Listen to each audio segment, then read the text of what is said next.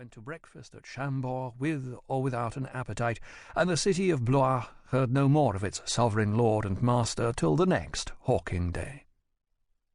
So much for the ennui extramuros.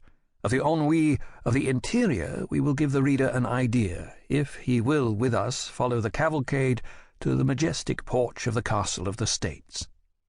Monsieur rode a little steady-paced horse, equipped with a large saddle of red Flemish velvet, with stirrups in the shape of buskins. The horse was of a bay colour. Monsieur's doublet of crimson velvet corresponded with the cloak of the same shade, and the horse's equipment, and it was only by this red appearance of the whole that the prince could be known from his two companions, the one dressed in violet, the other in green. He on the left in violet was his equerry. He on the right, in green, was the master of the royal hunt. One of the pages carried two gerfalcons upon a perch, the other a hunting horn, which he blew with a careless note at 20 paces from the castle. Every one about this listless prince did what he had to do, listlessly. At this signal 8 guards who were lounging in the sun in the square court ran to their halberds, and Monsieur made his solemn entry into the castle. When he had disappeared under the shades of the porch, 3 or 4 idlers who had followed the cavalcade to the castle after pointing out the hanging birds to each other dispersed with comments upon what they saw, and when they were gone, the street, the place, and the court all remained deserted. Monsieur dismounted without speaking a word, went straight to his apartments, where his valet changed his dress, and as Madame had not yet sent orders respecting breakfast, Monsieur stretched himself upon a chaise longue, and was soon as fast asleep as if it had been 11 o'clock at night.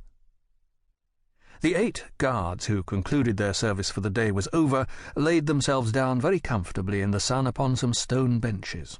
The grooms disappeared with their horses into the stables, and, with the exception of a few joyous birds startling each other with their sharp chirping in the tufted shrubberies, it might have been thought that the whole castle was as soundly asleep as Monsieur was.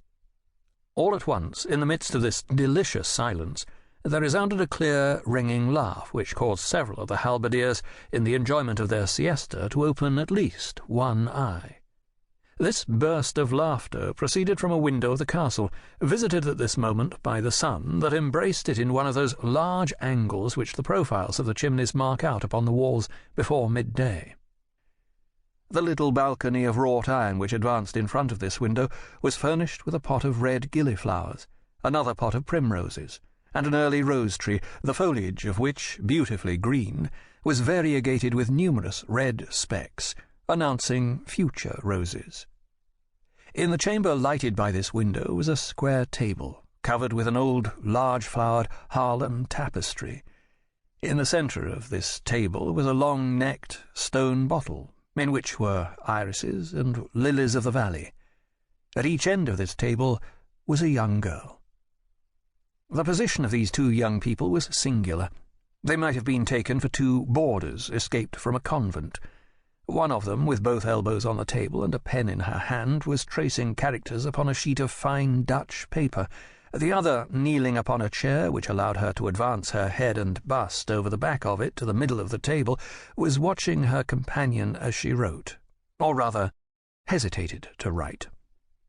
Thence the 1,000 cries, the 1,000 railleries, the 1,000 laughs, one of which, more brilliant than the rest, had startled the birds in the gardens, and disturbed the slumbers of Monsieur's guards. We are taking portraits now. We shall be allowed, therefore, we hope, to sketch the final 2 of this chapter. The one who was leaning in the chair, that is to say, the joyous, the laughing one, was a beautiful girl of from 18 to 20, with brown complexion and brown hair, splendid, from eyes which sparkled beneath strongly marked brows, and particularly from her teeth, which seemed to shine like pearls between her red coral lips. Her every movement seemed the accent of a sunny nature. She did not walk, she bounded. The other, she who was writing, looked at her turbulent companion with an eye as limpid, as pure, and as blue as the azure of the day. Her hair, of a shaded fairness, arranged with exquisite taste, fell in silky curls over her lovely mantling cheeks.